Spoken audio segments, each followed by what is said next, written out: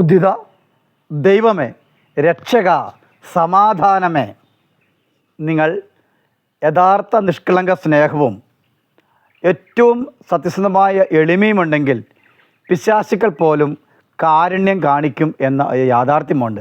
പിശാചുക്കൾ പോലും നമ്മളെ ഇട്ടുപോകും. ഇന്ന് നാം ചിന്തിക്കാൻ പോകുന്ന പ്രധാനപ്പെട്ട വിഷയം ലോകശക്തിയും ദൈവശക്തിയും എന്താണ്, നമുക്ക് ഇവയെ രണ്ടും ആവശ്യമുണ്ടോ? ഡെയിലി വിത്ത് ഗെസ്റ്റിലേക്ക് എല്ലാവർക്കും സ്വാഗതം. സബ്സ്ക്രൈബ് ചെയ്യണം, ബെൽ ബട്ടൺ അമർത്തണം, ലൈക്ക് ചെയ്യണം, എല്ലാവർക്കും എത്തിച്ചു കൊടുക്കണമെന്ന് വിനീതമായി അപേക്ഷിക്കുന്നു. അതായത്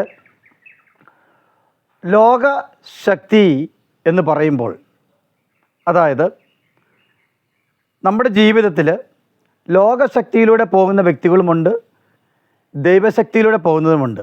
ദൈവശക്തിയിലും ലോകശക്തിയിലും പോകുന്നവരുമുണ്ട്.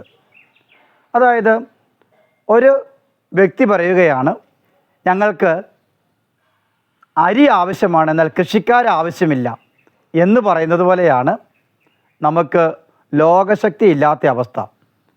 എന്നാൽ ചിലർ പറയുകയാണ്, എനിക്ക് മരുന്ന് വേണം പക്ഷേ സുഖപ്പെടണമെന്നില്ല എന്നതുപോലെയാണ് ദൈവശക്തി ആവശ്യമില്ല എന്ന് പറയുന്നവരും. ആയതിനാൽ രണ്ട് തലങ്ങളും നമ്മുടെ ജീവിതത്തിൽ വളരെ വിലപ്പെട്ടതാണ്. ദൈവശക്തിയും ലോകശക്തിയും നമ്മളെ മുന്നോട്ട് നയിക്കേണ്ട സത്യങ്ങളാണ്. എന്നാൽ ലോകശക്തി യഥാർത്ഥത്തിൽ സത്യസന്ധമായ രീതിയിൽ പോകുന്നവരായിരിക്കണം.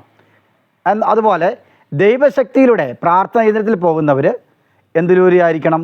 അവരും യഥാർത്ഥ സത്യസന്ധതയും യഥാർത്ഥ അനുസരണയുള്ളവരായി ഉള്ളവരെങ്കിൽ മാത്രമേ യഥാർത്ഥ ലോകശക്തിയും യഥാർത്ഥ ദൈവശക്തിയുമായി തീരുകയുള്ളൂ. അതിനാൽ രണ്ട് തലങ്ങളിലും ഏറ്റവും പ്രധാനപ്പെട്ട ഒരു കാര്യം സത്യസന്ധതയും സ്നേഹവും കരുണയും നന്മയുമെല്ലാം ഉണ്ടെങ്കിലേ യഥാർത്ഥ ലോകശക്തിയും ദൈവശക്തിയുമാവുള്ളൂ. എന്നാൽ പ്രാർത്ഥിക്കുന്നവർ അല്ലാത്ത രീതിയിൽ പോകുമ്പോഴും അതുപോലെ ലോകത്തിലൂടെ പോകുന്നവർ മറ്റു തരത്തിലൂടെ പോകുമ്പോഴെല്ലാം യഥാർത്ഥ ശക്തികളായില്ല. അല്ലെങ്കിൽ ഇത് രണ്ടും ഒരു നാണയത്തിൻ്റെ ഇരുവശങ്ങളാണ്.